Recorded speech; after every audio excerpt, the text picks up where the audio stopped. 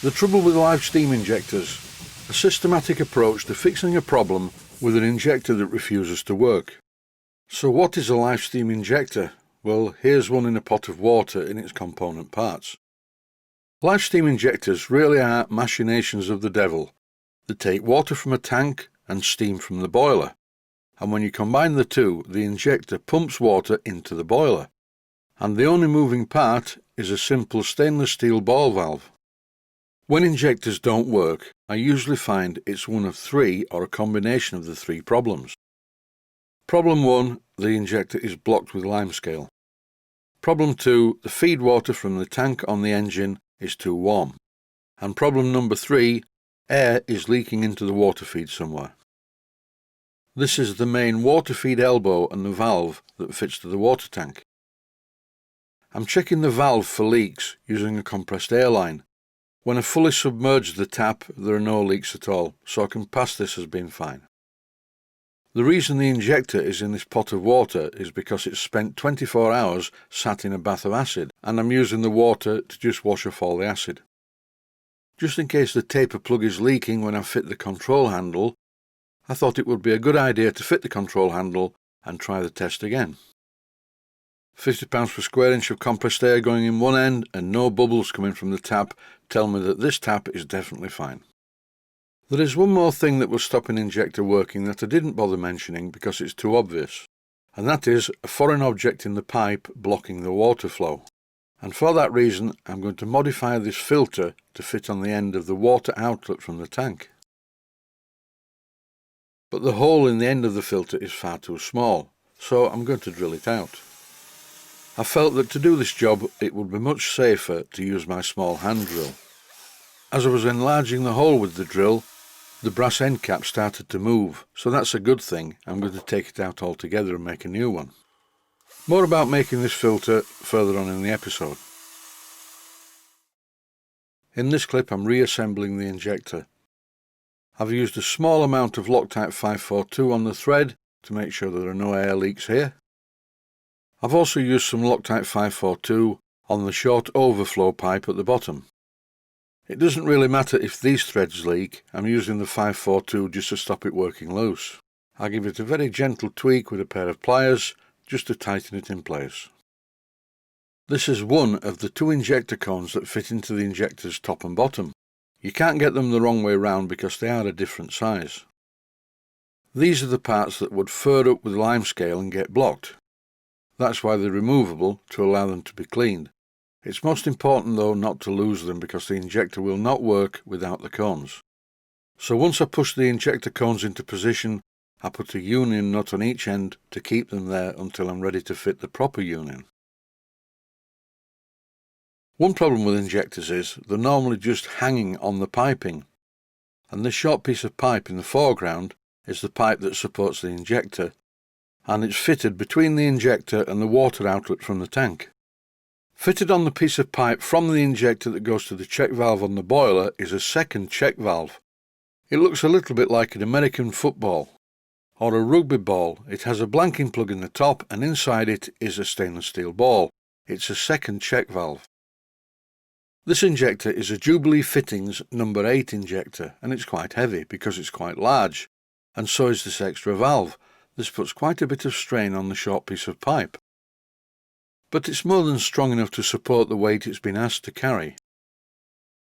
So I'm getting increasingly puzzled why the injector doesn't work.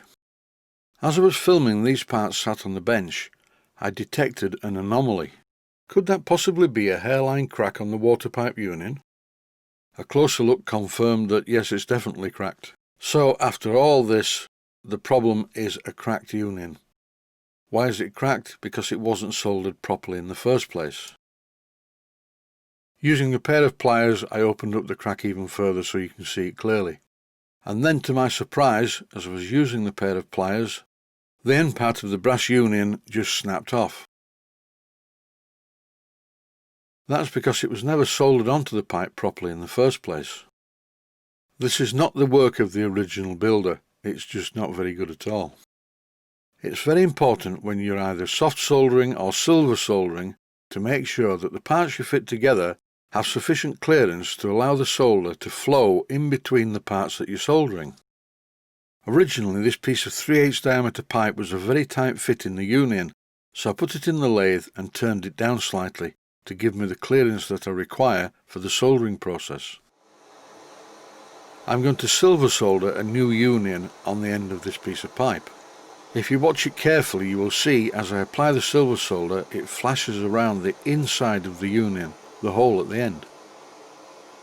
This means that the silver solder joint is homogeneous all the way down inside the union. I fitted the union nuts, turned the part round and silver soldered the other end. Then I set about cleaning up the part.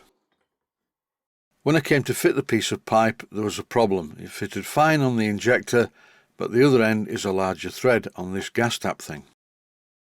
The thread on the original nut was much larger. It was a simple fix: back out onto the brazing hearth, heat up one end of the pipe, remove the union, clean it all up again, reflux it, fit the correct size union nut, and then resolder the union onto the copper pipe exactly as I previously showed. As always on a job like this, I've used too much silver solder to be honest, but at least it's strong all the way down. And it's not a shoddy job like this one. Now there's a different problem, and this is why I never mix and match things like old gas taps and modern steam fittings. This gas tap is designed for a coned union. The injector union is a flat one, so why do injectors use these flat unions? It just makes it quicker and simpler to remove the injector from an installation. I have what I think is a very simple fix for this. Even though this flat pipe union does actually seal against the gas tap cone fitting, I'm taking no chances, so I'm going to fit a couple of O-rings in there, and I've temporarily put them on the pipe to remind me to fit them. Back now to the water filter. During the drilling process, the brass cap was very easy to remove. Here is a 1/2 inch BSF tap, which matches the thread on the water outlet, so all I need to do is make a part that can be fitted into the end of the filter, which in turn can then be screwed onto the water outlet. Usual procedure: centre drill first, followed by a tapping size drill. And before I forget, I do need to machine a register like this to clear the bolt heads that holds the flange fitting to the outside of the water tank. Now I need to thread the hole. I'm using a 1/2 inch BSF tap, and I'm doing this job by hand to get a good thread. As you can see, this is a very clean thread. Before parting off the component, I just remove the sharp edges with the file. Now comes the precision part. I need to turn down the outside diameter to be quite a snug fit in the end of the water filter. Now it's time to part off the component, which very quickly falls into the chip tray. This is a bottle of Loctite 603. It's a retaining compound, and this will make the water filter a permanent fixture to the fitting that I've just made. All I had to do was carefully tap the fitting into place. A quick word about Loctite compounds. The one on the left is 603. This is very strong, and as it is a retaining compound, you do not want to use this on any pipe fittings or any other parts that you may periodically need to separate.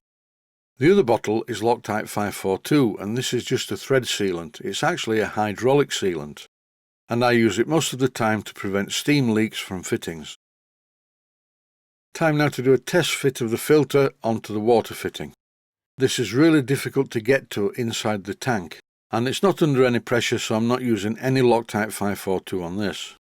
I'm going to fix the water fitting to the tank using Allen cap-edge stainless steel bolts, with the good-looking stainless steel domed nuts on the outside, with a washer. But first I need to make a gasket.